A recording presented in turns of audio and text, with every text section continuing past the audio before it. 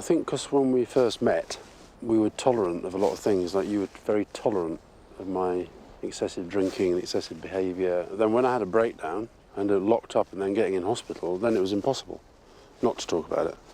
That's true, but you were in a sort of semi-catatonic state, so we didn't really talk about it then. And then the doctor who diagnosed you said it was a drink-related breakdown, so that gave you an excuse, I think, to think, oh, it was all to do with drink, so I'll stop drinking and the problems will go away. But actually, the problems were just sort of buried and didn't really surface again for another 20 years. One of the reasons I got angry was I thought I'd done all the hard yards by not drinking, by getting through the breakdown, by recovering, by rebuilding myself. Then we had kids and all that, and I all felt this sort of ought to be fine now, and then it wasn't.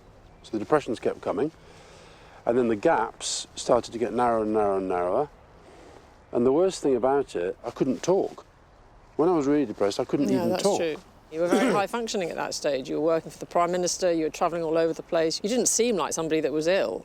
So a lot of the time, I think I felt like I was the person who was a little bit crazy, because I kept saying, I think there's something wrong with Alastair, and people would say, oh, no, he's, very successful. It was only when you stopped doing that and had a massive crash that it became obvious that things had to really be addressed. And I think that's when we started talking about it. And then, so that time, I think it was your idea, let's go out for a walk, let's go and talk about it, da-da-da-da-da.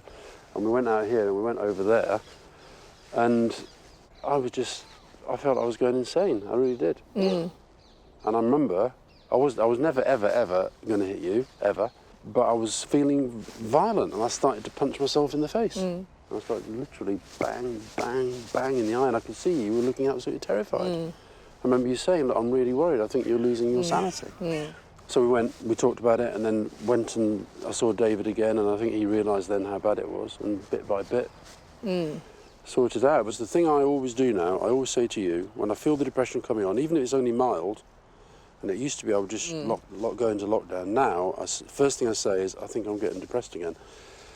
And you always say, and it sort of annoys me, but I understand why you say it, you always say what triggered it. You always say that.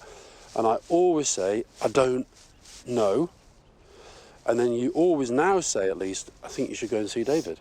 Yeah, but that's because I feel powerless to do anything, to help, really. Yeah, but you do help by saying that. You do help.